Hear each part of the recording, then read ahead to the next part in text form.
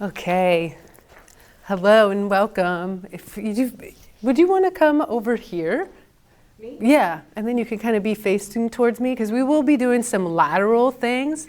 And so when we do that, we may stagger you guys. So we'll just get to that when we get moving in just a moment here. Because after I introduce everything, we'll move into practice mode where I don't do a whole lot of chits or chats in between things. We're doing the thing, and I'm directing your senses, and I'm helping your attention come into your embodied awareness. Because we hear stuff like that, right? Come to an embodied awareness. But if you're not in an embodied awareness, you might need more explanation than that, right? Because, okay, there's not a lot of detail in that. There's not a lot of action items.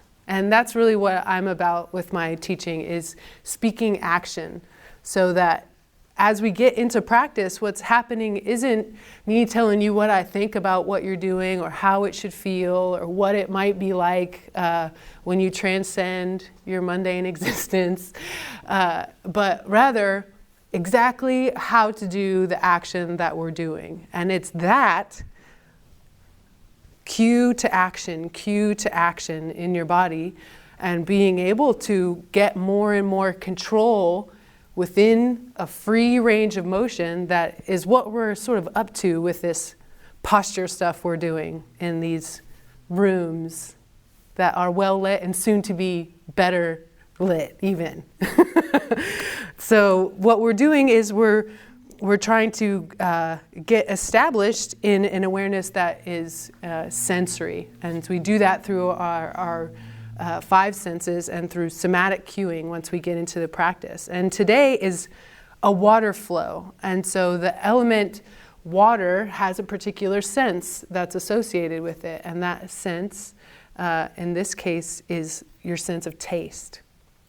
And so, man, I could really get into talking about taste and how amazing taste is, and how bringing an awareness to taste in your life and in your eating could change your emotional well-being. And that would be a discussion for another day, because we don't have time for that. But it is true that connecting to taste and having a variety of taste in your life is one of the ways that you can digest your emotional experience, because the water body is your emotional body. So if we're thinking about the water, we're thinking about the water in you. So some of the first things that we'll do in practice today are sort of less structured and really just about a somatic experience of like, wow, water. A big water sack full of feelings. Okay. What shall we do now besides feel them? Well, in our case as yogis, feel them more sensitively. Oh, really? Not find new ways to avoid them? Darn. So we're coming into a different kind of an embodied experience where we're tasting the flavor of our own emotional profile and of this particular moment. So you can do it now, right? Just now. Bring your attention to your mouth and your sense of taste. It's kind of weird because in general we sort of think of our mouth as being a neutral taste or having no taste, but it does in fact have a taste. And can you connect to what flavor is my mouth right now? Good. And so maybe something comes to mind, maybe it could be a little bit sweet or a little bit like bitter tasting. Mine is a little sweet. I had an avocado just before I came here, and there's sort of remnants of that. But we're trying to become more and more sensitive towards our sensory experience in any given moment, so that when we eat our food, that is an embodied experience of tasting all of the flavors that are present in what it is that we're eating right in front of us. And when we're doing our yogas, we're tasting those too. We're tasting the qualities of the movement, we're tasting the flavor of the environment, and we're also tasting the the way that my cues might land for you, because I might tell you to do it in a way that's different than how you've done it before, and that might be a little spicy. I might meet a little resistance, like, no, this is how I do it, right? So your internal environment can have all sorts of things going on in a single yoga practice, like, whoa, right? Well, like I'm in this room doing this thing, but inside I've actually been to my neighbor's house about how they're not cleaning up their lawn, and I've also been to my parents and how they're really not running their life how they should, and it's gonna fall on me eventually, you know? All the things that go on in our inner environment becoming a part of this one experience that is washing over us, and that we're being witnessed to with all of our senses and with all of our attention. So that's what we're trying to train when we're practicing in a particular way, movements that all of a sudden become yoga. Like, what else would make it yoga? Because sometimes in a yoga class we do stuff that we do in Pilates class, and sometimes in a yoga class we do things that we did in my sculpt class, and sometimes in my yoga class we go for 45 minutes, you know. So why? Why are we choosing these things, and what in particular makes it yoga? And so what in our case makes it yoga is that we're doing it sensitively, and also the second quality is honestly. So we're trying to get down to how we really feel about things in a certain way, and give ourselves a time where those experiences and feelings can be digested and made conscious, and hopefully lead to change in our behavior in daily life. So whether that's aligning your foot, knee, and ankle in a little bit of a different way, or it's not doing that thing you always do with whatever response you always have to that thing that always happens, whether it's change on the physical level or change on the mental, emotional level, either way, it's going to require your embodied awareness and your attention in the present moment to allow that change to actually happen. So we're making a condensed little spot for change to happen when we come to our yoga mat, because we're bringing our full attention. And our last class was about earth, and so you won't need to have been at that class to benefit completely from this, but just know that the sense associated with earth is smell, and that you can do it now, in and down, and smell how here you are in this room. And we also worked on feet and activation of feet, and the kind of stabilization that's inside of each yoga pose. So we'll review that quickly today, because the yoga that we're doing has two main parts: developing stability in body and developing mobility in body at all of the joints. So stability is earth and mobility is water. So some simple ways that you can connect to the water element is through what I'll call joint freeing movements. And what we'll start with are these just simple ways to mobilize at every one of your joints in all of the ways that you could mobilize at your joints, so that you can keep mobilizing at your joints in all of the ways that you could for as long as you got one of these water sacks. Okay, so we'll work mobility, and then we'll come to the ground and we'll move in a particular different kinds of flows. And we'll start in flows that move us like babies. So we'll reconnect with the first actions that we did as babies, which start at the mouth, and we'll move in a really slow flowing way through developmental milestones that babies move through. And we'll try to do it in this sort of squishy way that I'll invite you to experience your body in at the beginning of practice. And we'll connect that movement to breath in a very particular way, and we'll bring your senses into that movement in a very particular way. And so and then on top of those flows, we'll build a little bit at a time, so that by the end of the class, hopefully you have 2 or 3 really simple, real close to the ground, real slow and intimate with your body yoga flows to do that will help you connect with your water body and your emotional life. And so these are places that you can come to digest what the fuck's going on here and how you feel about it. Because it does take quite a bit of time to to digest our experience, especially if we're doing so in a conscious way. So this is what you do when you're resting. So oftentimes we hear, rest, we should rest more. So rest is good, but a little bit of active, soft, mobile rest is really what's going to help your experience and your feelings be digested, so that then you're ready to not rest, right? To take action in your life and to do something maybe different than how you normally do it.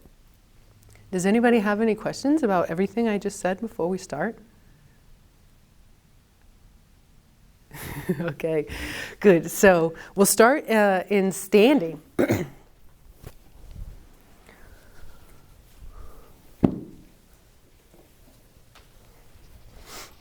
And as I said, we'll review the foundations that we first visited in Earth class, and this is water class, and we're doing all 5 of the greatest element hits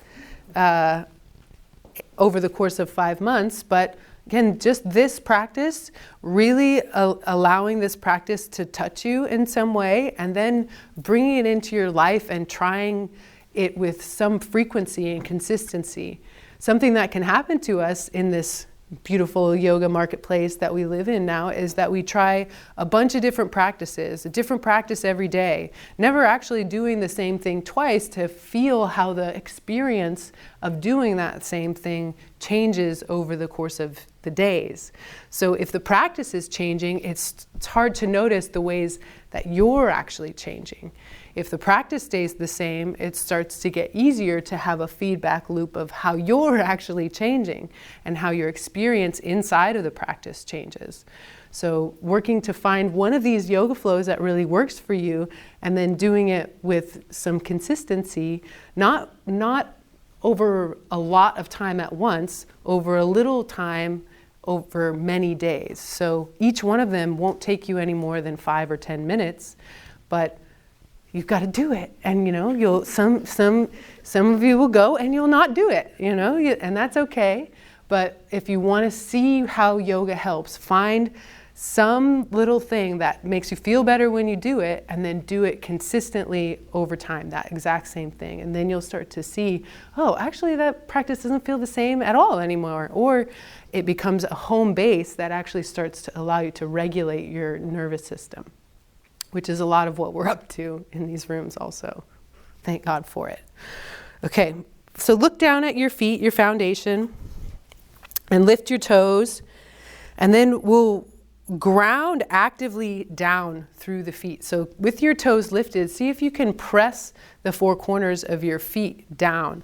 So by 4 corners, I mean inside, outside edge of the ball of the foot and inside, outside edge of the heel of the foot. And so something happens up your leg, right? Once you stop kind of doing nothing with your leg and just standing on it, versus when you actively push your feet into the ground. And some of the things that may happen may be your knees lock out and your pelvis drops back. So we'll kind of move quickly up the chain to keep a little bit of bend in the knees, to keep the pelvis balanced through an activation of the low transverse that takes an action that lifts the front hip bones. So your glutes engage to balance the pelvis front to back. And when we're talking about the water element, it lives in the area of the sacrum and in the pelvis and the pelvic bowl. So this is the home of your emotional life, and we're trying to balance it somehow. So it's not suppressed and it's not overflowing and maybe a little leaky. We're trying to keep it balanced so that there's a contained, grounded action of the pelvis in an active action of the feet, legs, and glutes. So as best you can, having the toes point forward, because this will impact what's going on in the hips. So right, if my toe's out, that means my whole femur head has changed, my hip socket's in a different position than if it is here. So this is the position that your pelvis is going to be able to have the most freedom in. So bring your hands to the front and the back of your pelvis, just like I have here, and see if you can tilt through the available range of motion, front and back. And you're still grounding through the 4 corners of your feet, and lifting the toes. If you want, you can ground just the big toe and just the pinky toe, keeping the foot active as much as possible and flowing through the full range of motion that your pelvis has. So it could be that it's not a lot, that there's not a lot of front to back movement, but whatever there is, explore it.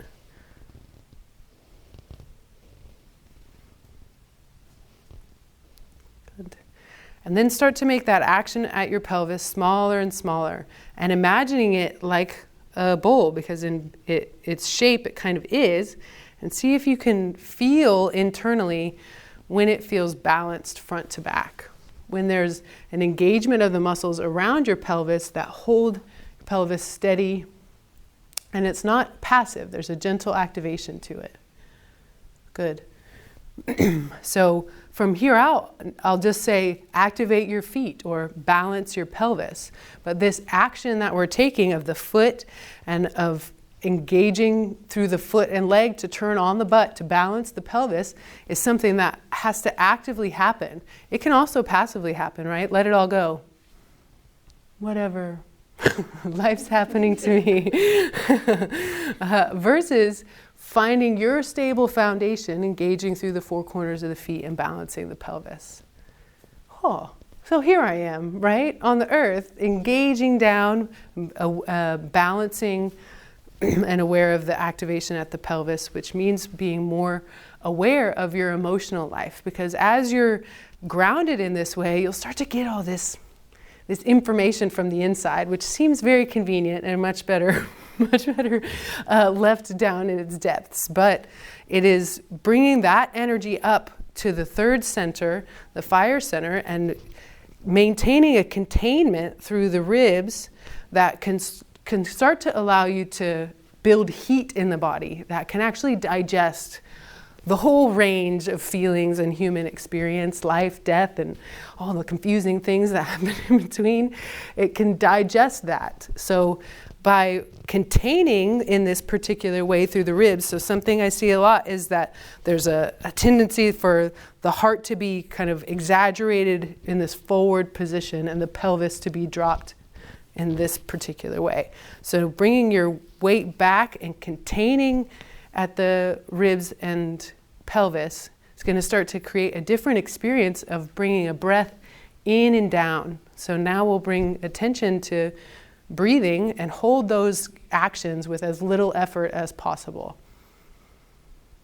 So now as breath comes in and down, it's as though it's filling all sides. So it's like breath is being poured into your pelvis and then moving up the torso.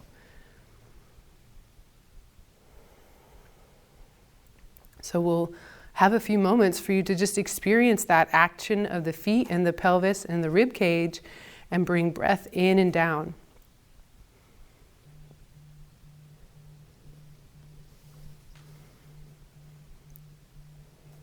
And we'll add one more action to this as you're sensing and feeling in and down with your breath deeply. We'll bring the tongue flat and broad to the roof of your mouth. And the teeth are slightly parted and the lips are touching. So there's a containment at the mouth also. And then as though there were a piece of hard candy or something between your tongue and the roof of your mouth, add a gentle vacuuming action, like you're kind of sucking it or tasting it. And it's gentle and consistent without much effort. So this action at the mouth, tongue flat and broad, lips touching, is creating a vacuum in the mouth that is mimicking the mouth position of breastfeeding from your mother. The very first thing you went for besides the breath that comes in and down. So attention to your mouth and the actions that we're taking in this very intentional way. Also taste.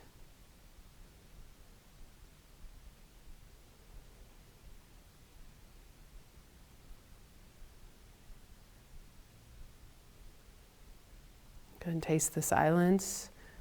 Taste the flavor of your mouth. Taste your breath.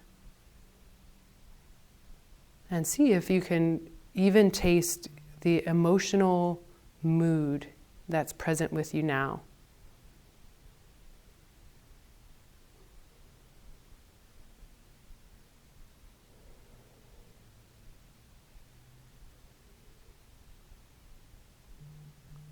Bring attention to your hands and broaden your hands, pointing your hands forward, as though you were taking a minimal muscular effort for the hands to take up as much space as possible. Good, and this impacts the shoulders, but also make a conscious effort to broaden across the upper back and shoulders while keeping the rib cage contained and the mouth contained and the feet gently active. And then the last piece of this sort of foundational stability is the chin moves towards the center of the throat and you extend through the back of the crown gently upward.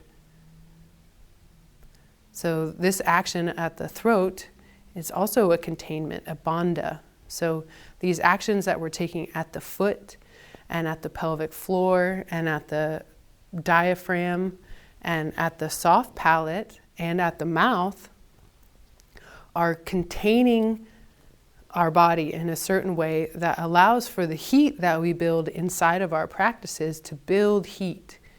So you may find that whatever yoga or movement or practices that you do, that you're aware of sort of holding this containment as you do it, you'll get as much heart rate increase or breath rate increase as you would in twice the time in half the time, which could be considered good or bad, but you're actually starting to build heat in this aligned way.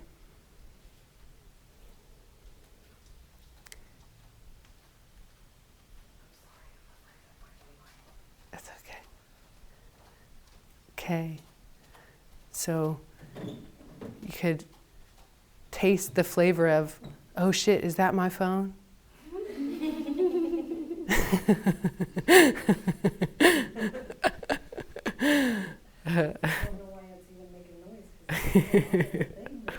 It's okay, it's okay.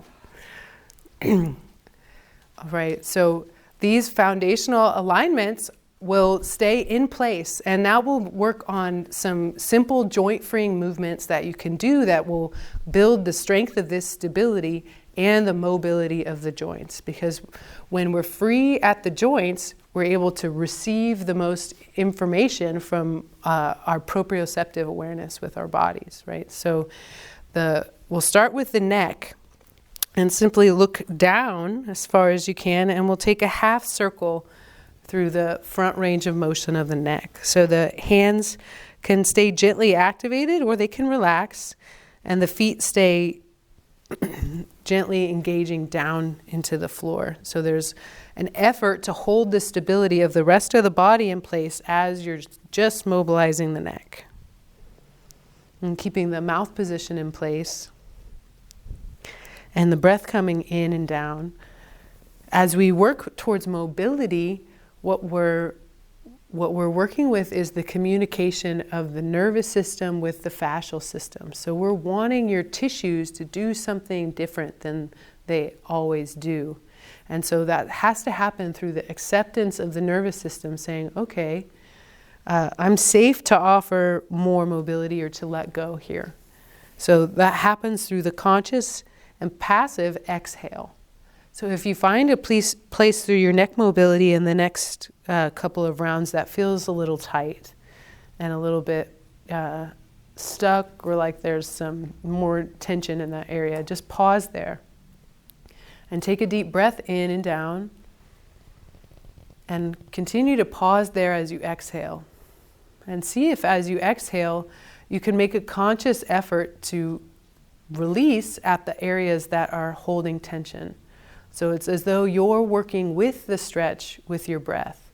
So wherever it is that you're holding, you may find that your head is able to drop maybe it's not even a whole millimeter, but there is a felt response of relaxation of the tissues whenever you're communicating with your nervous system in a way that's actually going to start creating more mobility at your joints.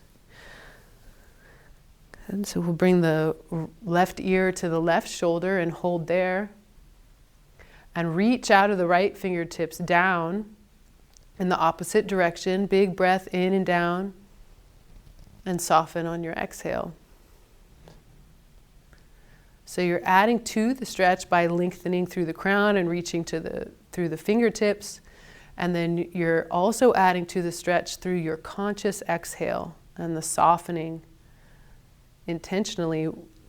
So you're almost going with your attention there to just to taste with your attention what has got me all clammed up here, and on my exhale, can I soften around it? And as you do that, you may notice the sensation changes. So what may have been down sort of more in the area of your clavicle or in the traps changes and is now right behind your ear. So just notice the little changes in the qualities of the stretch so that you can stay with it and keep softening as you exhale.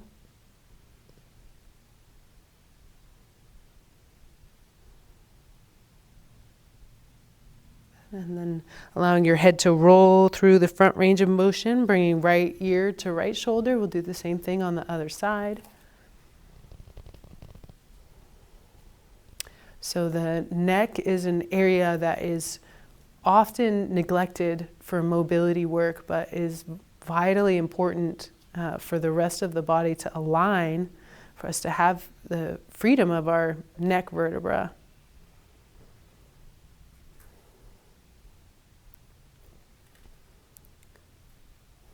Good. And then bringing your head down to the center and then lifting it up, and again ramping the head. We'll now move to the shoulders, and we'll also bring a little bit of bounce to the knees. So inhale, both arms come up, remembering to keep the containment of the low ribs. And on your exhale, bounce your knees as your arms come down and around. Inhaling up, exhale, bounce your knees as you come down and around. Okay, keep going in that way. Inhaling, arms up, bounce your knees as it comes down. And you can take the pace that feels right for you with the movement. Just keep your breath coming in and down, your mouth contained, so the breath is moving through the nose. And if you'd like, take a single point of focus with your gaze. So containment of the eyes and also containment at the rib connects us to fire element, so that you can start to kind of turn your ability to see in towards your shoulders. Move through the pain-free range of motion. And if it feels like the movement is starting to cause more tension than it's relieving, stop the movement, spread your feet apart, and just take a little side to side. We'll call it a Tai Chi twist. So for mobility to work, we have to have, again, that communication with the nervous system that there is a relaxation response. So if, as we're doing mobility work, we're starting to cramp up and get tired and fatigued, it's going to not actually be allowing us to increase our range of motion. So after you recover, just head back to it. Arms up, knees bounce. Good. And then this time, as we're doing this interesting thing we're doing, feel that bouncing action with an awareness of taste and on the qualities of the water element. So as soon as I said that, for some reason this time I had this image of a water balloon, you know, how they kind of like bloom, bloom, bloom. So feel the water in your body and its qualities from bouncing them. And if this is feeling okay, can pick up the pace.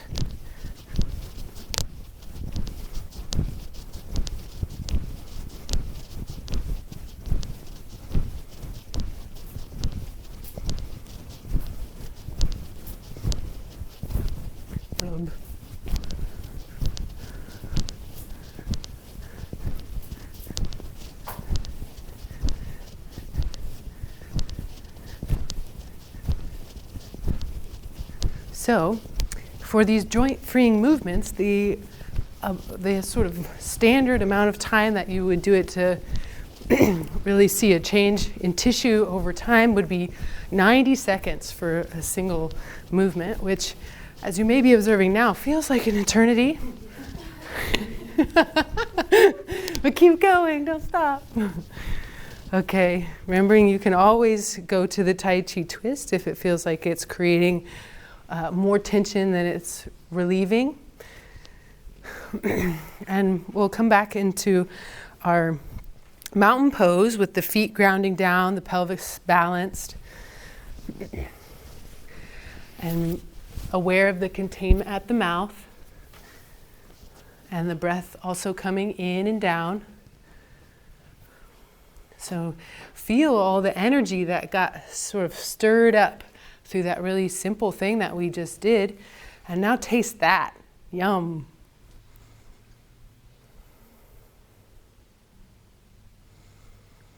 So there may be a different pace to your heart and to your breath. And those connect us to another aspect of the water element, rhythm. So connect to your breath rhythm and stabilize it. So consciously recovering.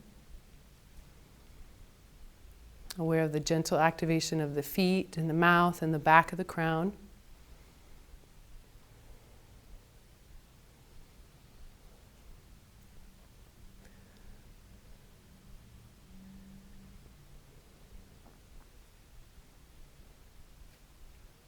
So an important part of connecting to this sense of flow through our yoga practice and how energy is moving or changing in our body is to allow yourself some time between doings for feelings. So after you do something like we just did, how does it feel? What changed? What's different? Why would you do it again? Did it help? Was it uplifting? Did it make you feel more heavy? Was it sweet? Was it sour? Salty?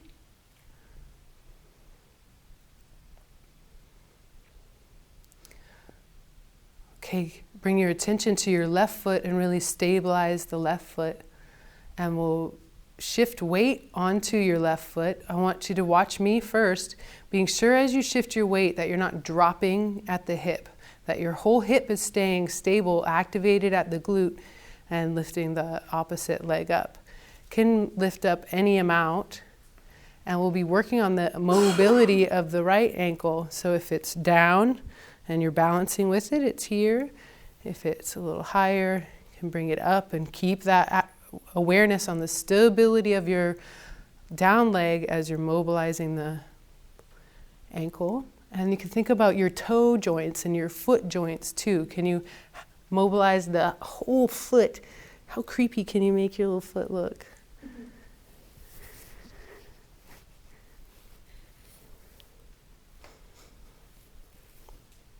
Switch directions. Checking in with the standing leg glute. So we're working mobility and stability at the same time. And then bringing the foot down. Taking as much time and care to set up on the other side, being sure not to drop out through the hip as you lift the opposite foot to whatever level. And mobilize the ankle.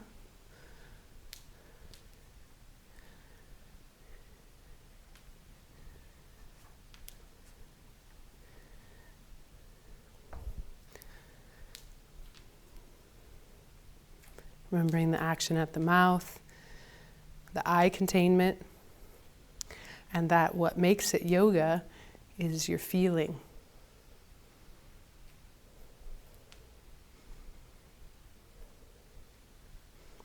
See if you can keep your hands soft and relaxed.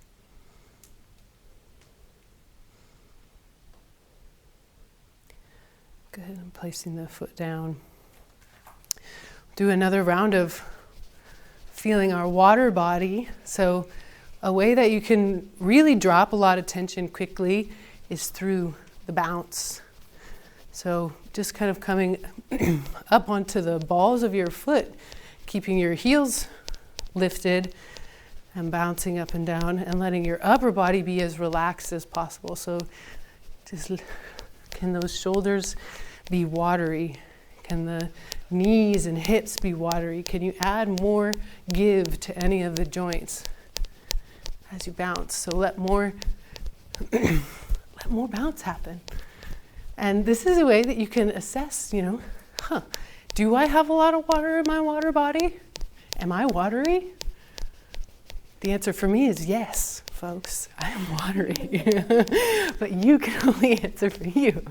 You can bring more weight to your heels. If it feels like you're falling forward like me. Good. And bring your feet solid to the earth. Activate the glutes. Broaden through the hands and extend through the back of the crown. Breath comes in and down. Contain at the mouth. This action of containment at the mouth may impact the ability for air to pass through your nostrils. Does that feel true for you? Does that happen when you take the action at the mouth?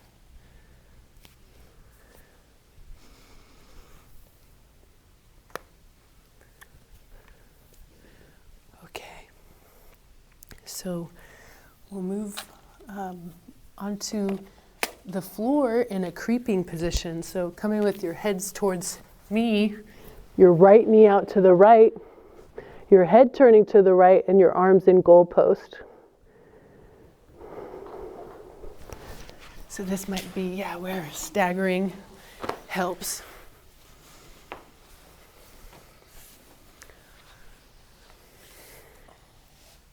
Lay those water bodies down, splat. How heavy can you get, how quickly?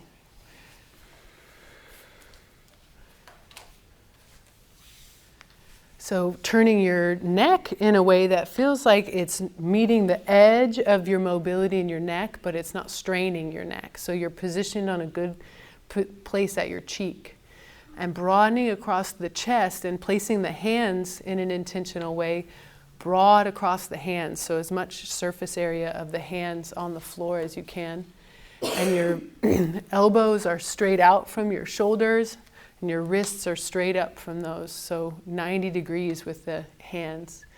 Of course, babies don't set up in this very meticulous way, but we are, so that you can feel it in a particular way. Good. Bring your attention to your mouth, and your mouth position comes back into place. And then bring your awareness to your hips and your pelvis, and create as much space as you can between your knee and your hip.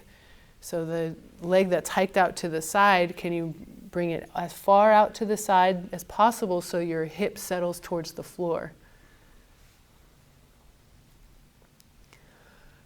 And just this position can provide a gentle stretch, a gentle mobility effort at the neck and in the chest and in the hip. So it's a position where you can surrender and bring your attention in and down, contained at the mouth, and keep your attention on sensation at the mouth and on the touch of breath coming in and down. So feeling the point of contact of your right ankle and knee, and your left ankle and knee, and making sure that those are comfortable, that you're not in pain. Good. Okay, and now we'll move in our first flow. So the arms will stay in exactly the same position. The hands are broadened, and you're not pressing down any extra with the hands. So you can stabilize with the hands here, but they don't move, and as we start to move the rest of the body, you're not pushing with the hands. On an inhale, you'll lift the hand and lift the head and lighten the load of your knee to switch sides. So you'll turn your head the other direction, and you'll bring the hip down and the other hip up. And then you'll settle as much as you can on the other side. And then we'll move in this way, flowing back and forth, Inhale, head comes up, turns to center. Exhale, head turns, opposite leg comes up. Good. So see if you can keep ankle, knee in contact with the ground. You're just lightening the load at your hip. So this movement is more like a slug than anything. So how sluggy can you be? How watery and juicy can the movement be? How close in contact with the earth can you stay? In no need to show off and lift your leg up or anything. Letting it slide back, feeling the mobility that's happening at your hip and in the inner thigh.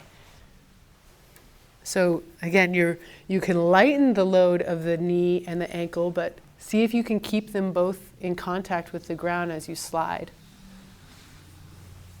And bringing attention after you've got the flow of the movement down to your hands.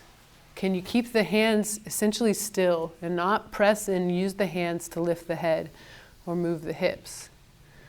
So we want to feel the action that's happening at the head, happening from the deep core and the neck, and the action that's happening in the lower body, happening from the hip. So once you start to really get this and you're moving from the right area in your hip, it can kind of be challenging because it's sometimes an area that we can compensate for, except for not when we're in this position. Corey had a good idea, and if you are on the ground, or at least your back body on the ground, you kind of meet less sticky points. You can kind of smoosh around a little bit more.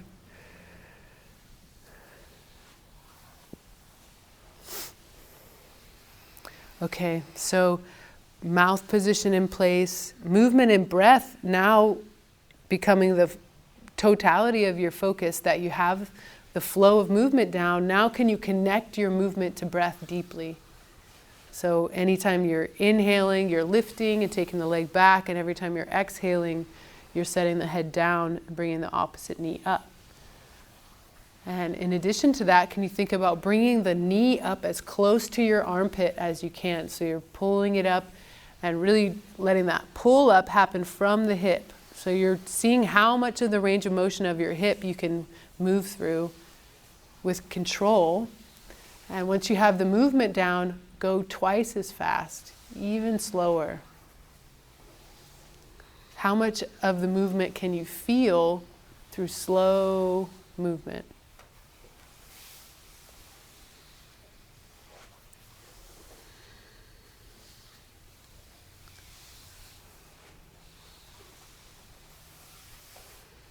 Slower.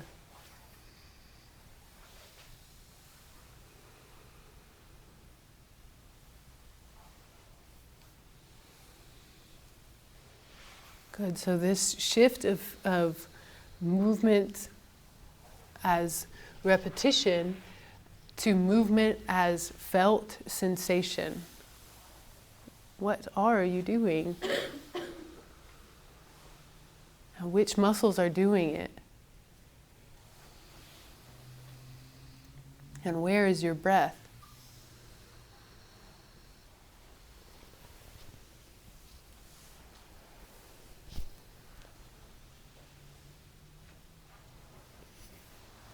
And next time that you move to the left side, and the left knee is out as high up towards the armpit as it can be, and the head is turned towards the left, pause there.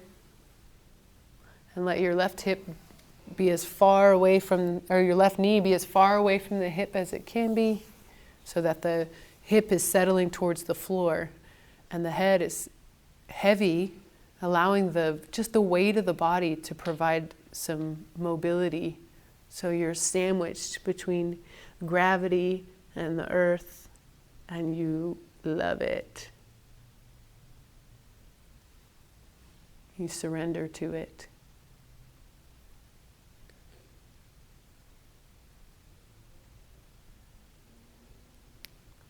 And bring your attention to your mouth and the action of the mouth. And with the feedback of the floor, soften the jaw. Let your head be heavy. Feel the weight of it. And let your shoulders soften and your chest soften. So you don't have to hold any tension here. Can you let it go?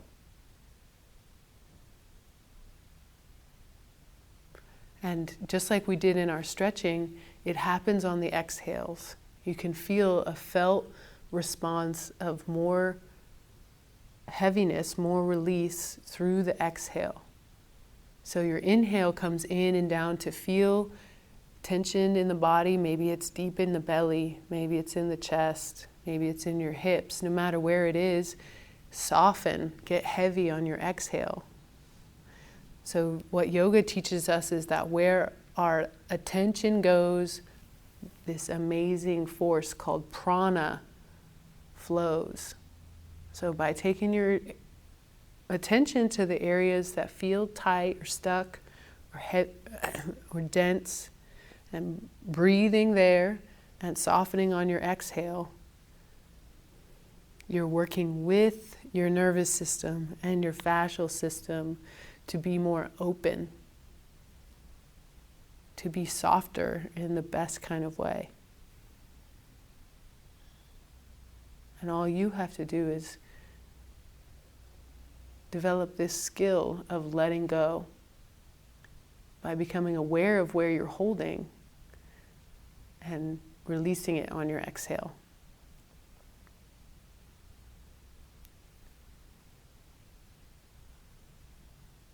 So all our effort is to be really, really convinced that we deserve to let go. And let me just save you the trouble. You deserve to let go.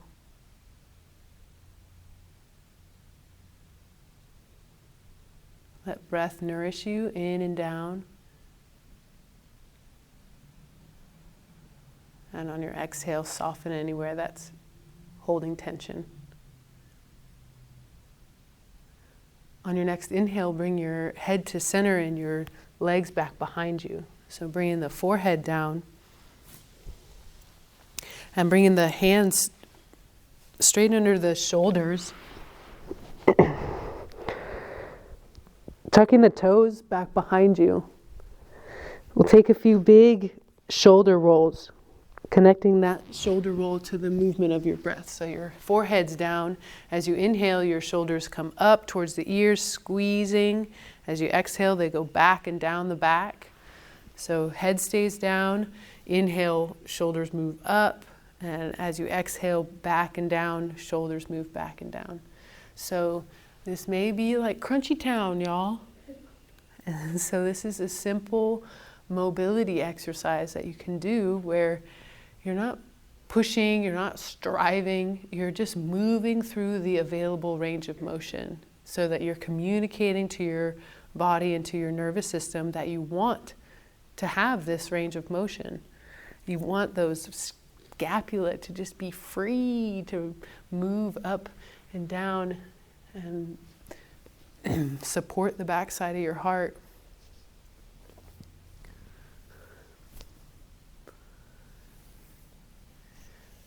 Good. And the next time you roll the shoulders up and back and down and the shoulder blades are tucked down the back, hold there and bring awareness to your hands. And keep the knees down and press up and back to all fours.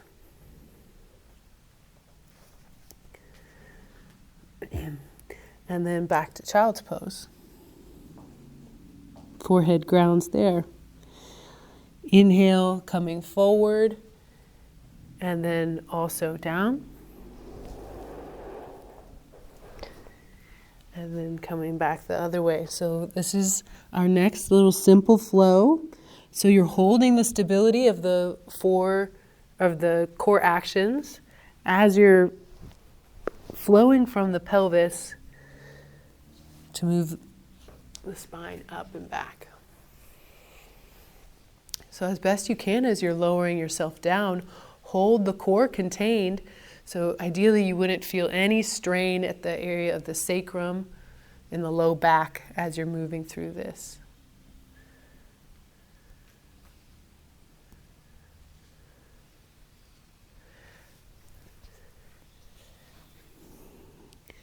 Good, and next time you come forward, instead of dropping the torso down, just drop the pelvis down.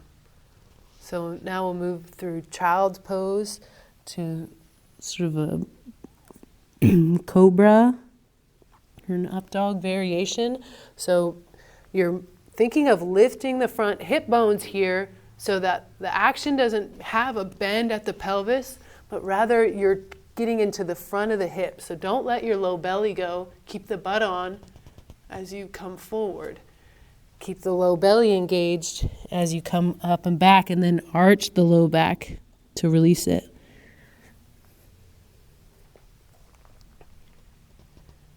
So this may mean that you don't have as much perceived mobility through the range of motion, but it's targeting a different area, and often keeping the sacrum more stabilized.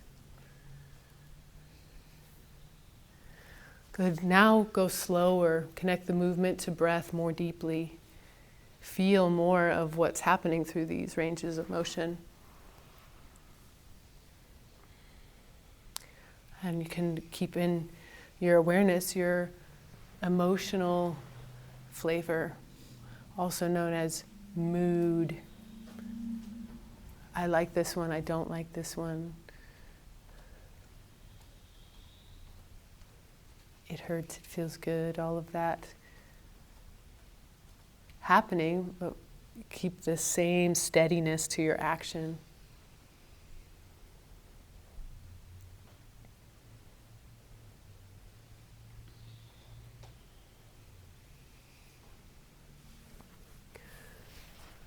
And then next time that you are coming up from child's pose, pause in all fours and release the tops of the feet down. We'll really activate through the four corners of the hands in the same way we did the feet, and the tops of the feet now ground down into the floor. So the movement will happen with just the right leg, so grounding through the left leg in the same way that we did in standing. You'll bring the sole of the foot towards the ceiling. So I'm going to tuck in my shirt so you can really see my torso and my pelvis is being held as still as I can. So there's a lot of stability work inside of this mobility work. I'm trying to find the right position. Okay. So I'm holding all of this stable so that the only thing moving is at my hip socket. So there's no shifting of the weight, no dropping of the weight out of the hip. None of that movement happens. I'm working all of that stability as at the same time as isolating the mobility of the hip socket. Good. So as much as you can, feel that the pelvis doesn't shift over, that through grounding through the top of the foot and the shin, we're stabilizing the hip in the same way that you did in standing. Good. So your mobility work can contain lots of strength and core work depending how you do it. Now can you find the very edge of the range of motion of your hip? So move through the available range of motion all the way up towards the chest.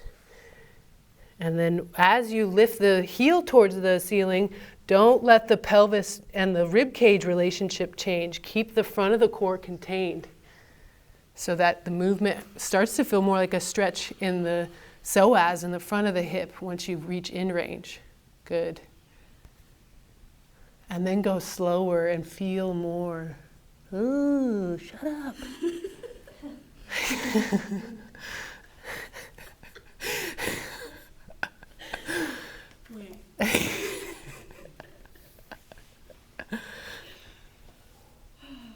Okay, coming down, pressing back to child's pose, letting it all go. Release the hips. Surrender your head. Let the arms go. Breath comes in and down. Fills the torso.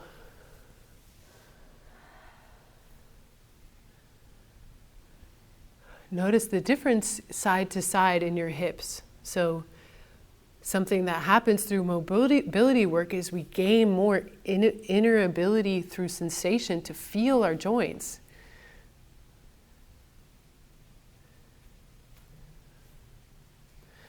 Inhale, come up, and we'll do the other side. So the other little flow while stabilizing the arms. So if this is starting to feel easy, you've probably let some of the activations go. So activating through the arms, rotating, broadening the shoulders, and moving through the available range of motion takes a lot of work if you're holding all of the stability at the same time.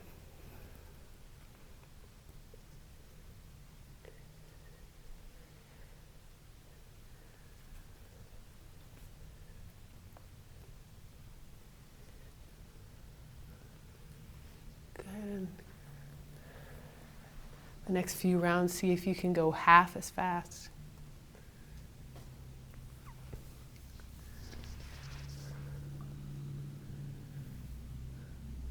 Good. So any way that you're noticing the pelvis shifting forward or back or side to side, it's moving. It's moving in that way to compensate for the lack of mobility of the hip socket around the joint, which is why we're doing this. So the more that you can stabilize the pelvis, the more you'll address the issue rather than moving around it.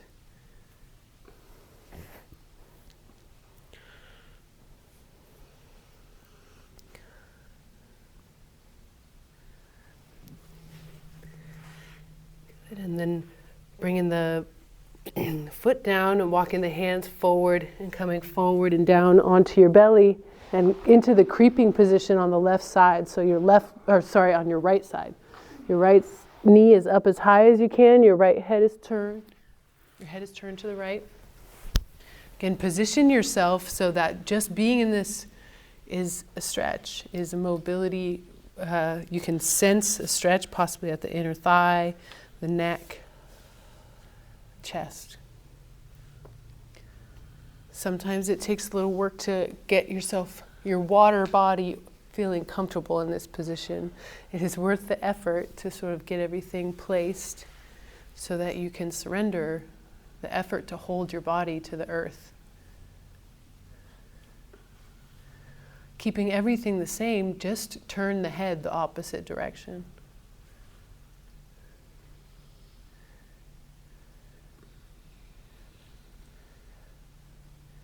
Good. So when we connect with water, we're connecting with the rhythm of breath, the rhythm and the flow that are naturally present in your body and in nature.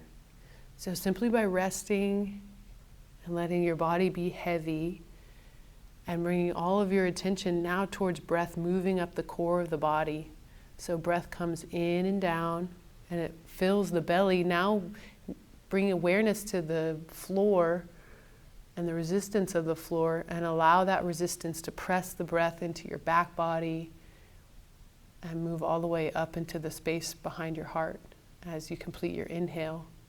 And as your exhale happens, see if you can let go a little bit more as it does. If you find that having your neck turned this way is straining, you can turn it back. Just know that this is a good position to work on neck mobility. It's also a good position to feel your feelings. I like to imagine that as I'm breathing in and down and finding my rhythm again, that my belly is breathing into the belly of Mother Earth and I'm held. So that I can remember that each feeling that arises is valid in and of itself.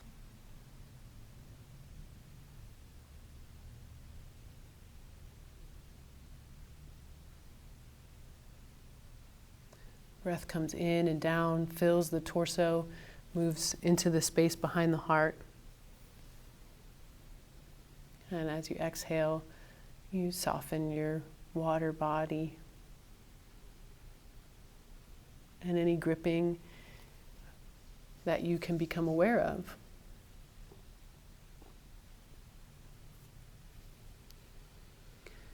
While you're in this position, you may notice or sense some area that needs some more support. Can you provide that through small adjustments in your position? by taking your knee further out, or maybe putting a blanket under your knee. How can you take care of yourself so well?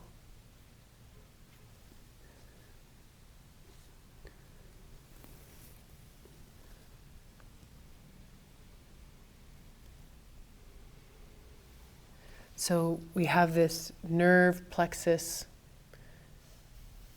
right at the center of the body, right where the diaphragm is moving to inhale the breath in and down, and exhale, soften.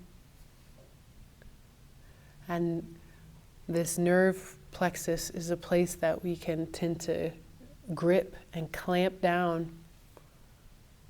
And so simply by resting and flowing the breath and being open to breath, really moving your torso, you can start to feel the ways that you're restricted.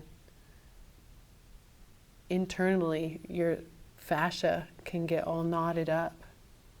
And in the same way as you did with your neck mobility, simply by taking your attention there with the awareness of the tension, you can soften it as you exhale. There's another way to support this process through using soft tissue tools to provide you with more feedback to soften dense tissue gripping. So you could think of this fascial pattern that we hold in our water body as the tension profile of our mental, emotional pattern. I was going to call it a complex, but it is a complex. The easiest way for us to see it and feel it and recognize it is through our actual tension patterns in the body. So learning to soften and let go and release those tension patterns when you become aware of them is how you begin to ride the waves of the emotional body with skill and grace.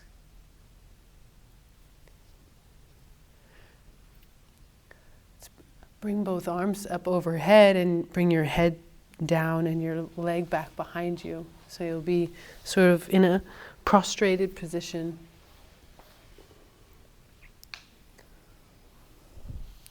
And on an inhale, lift your right leg high enough to cross over your left and let your pelvis lift up. So this is a lower body infant roll. So as your leg lifts, it'll cross over and keep crossing over. See if you can keep your upper body really relaxed and roll onto your back in this way. Watch your teeth. Good. So this is a really soft movement called the lower body infant roll. That is a great way to work on hip mobility. So lifting the leg and crossing it over once you come onto your back, you're trying to keep your upper body totally soft. And your leg is what's rolling you over. So we'll do it one time each way. And then the way that was the stickiest, take that way again, and we'll all meet on our backs. So trying to really let the upper body do nothing.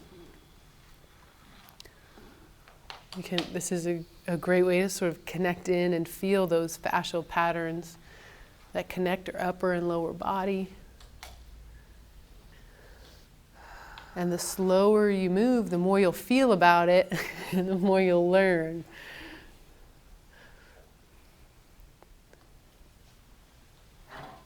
Good. So as you're doing this, the slower you take it and the more you think about reaching out of the foot and dropping the foot towards the floor, the more sensation of stretch in the hips and pelvis. And this is a way to retrain all the muscles around the sacrum. So if you're having back pain, this can be really helpful. And we'll meet on our backs.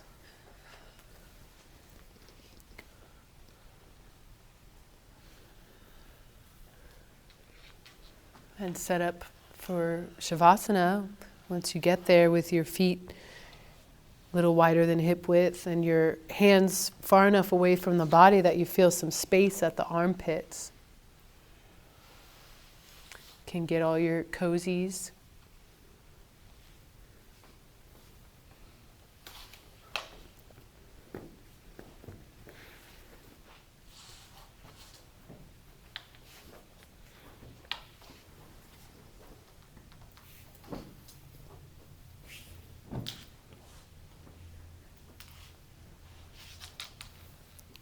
And as soon as you can, when you come onto your back, get heavy.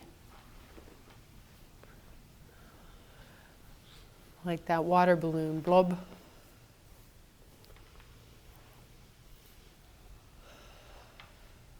And notice the sensation at the pelvis, thinking of even here in Shavasana, balancing the pelvis. So taking the actions that we learned at the beginning, that lifting of the front hip bone and the engaging of the glute muscles to balance the pelvis and keep a slight neutral curve in the low back so that the low back's not pressing down, but it's also not overarched.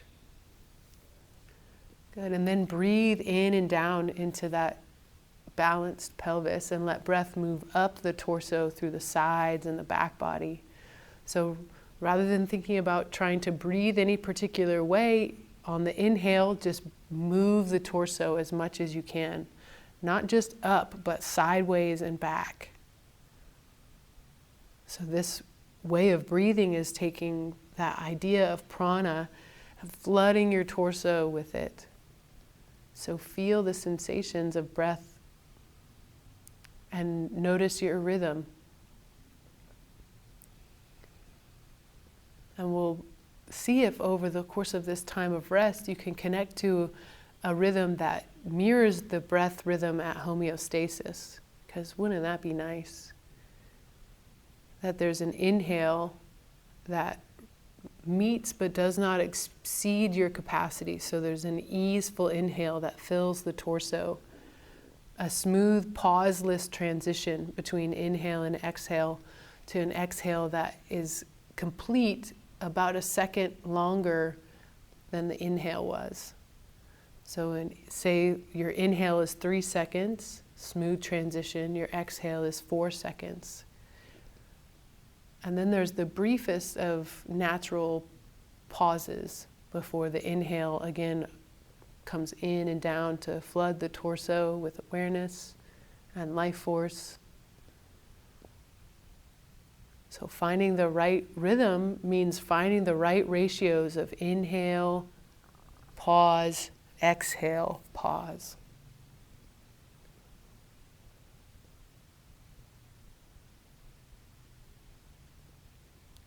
And maybe as your body settles, you begin to notice other rhythms present in your body. Maybe the nervous system pulse and the heart beat. Can you feel them? Maybe you feel it in your neck or at your wrists or at your solar plexus. Can you turn towards the sensations of your body with curiosity, like a nurturing mother, not to change, but to witness, to nurture.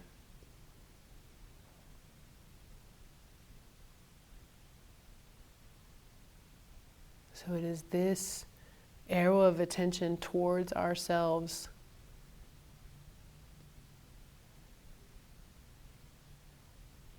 filled with awareness of the actual sensations present now through your actual senses. This is being embodied.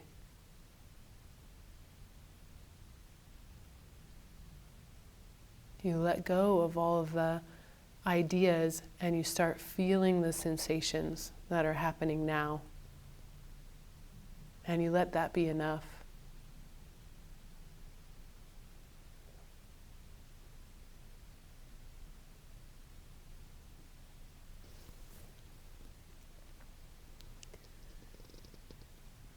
Within an instant, can you become aware of your fingertips and toes and the crown of your head and all of the space that you occupy in between? And as you move, see if you can stay in tune with the physical sensations of your breath. So don't move outward all at once. stay in your own sensation and see if you can start to become aware of the room and others very slowly without taking your attention off of yourself or your own feeling of these rhythms of breath or heartbeat. So move slow, feel more. Come up to seated when you're ready.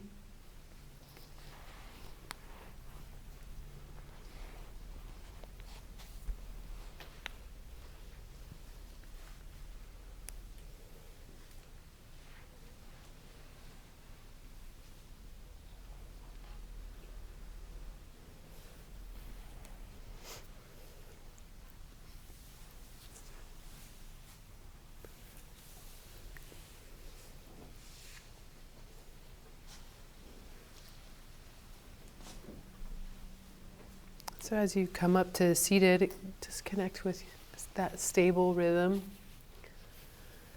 So we practiced flows, little flows, and little ways to free the joints, because these are the main ways that you can connect with the water element. And another way, and another practice, and maybe something that we don't think of as a practice, another way to connect with the water element is through expressing your feelings. So, if anyone has something they would like to share about their experience in practice, or something that you became aware of about yourself as you were practicing, it's a powerful thing to start thinking about sharing that in these safe spaces, because that's how it really starts to become conscious for you. Oh, I started to notice that my pattern is anytime that you get to something like that, I started to notice that every time I was lifting up and back, there was a shooting pain in my sacrum, and I couldn't really connect to my low belly to activate. Man, I started to notice that. Oh, this is a gift to be able to start to recognize and maybe start to find a solution to something that may have been causing you unconscious pain for a long time. So the expressing of what you felt in a physical sense, or the expressing of what you felt as far as mood. Like, as soon as you started to tell us to do this, I immediately felt really pissed off for some reason, or started to feel slight agitation, or all of a sudden your voice just irks me. These are all things that are going on inside of you, and although we're here together, and although I'm guiding the class, they don't have anything to do with me. So whatever you feel and experience, you making it conscious, you'll start to recognize that there's probably a constant, probably a mood that runs your life. And that if you can start to make those your emotional valence conscious, you may start to recognize that you only function within a very small range. Fear, anger, self-righteousness, anxiety, whatever it is that you loop through, you can get free of it through feeling it deeply and coming to make it conscious. So this is how yoga starts to become a self-inquiry and self-awareness practice, is that you get sensitive about what you're feeling and honest about what you're feeling. And I can't say it always feels good, but it always changes. Does anyone have anything they would like to share from practice? And I'll just sort of give an opportunity. You can just say no.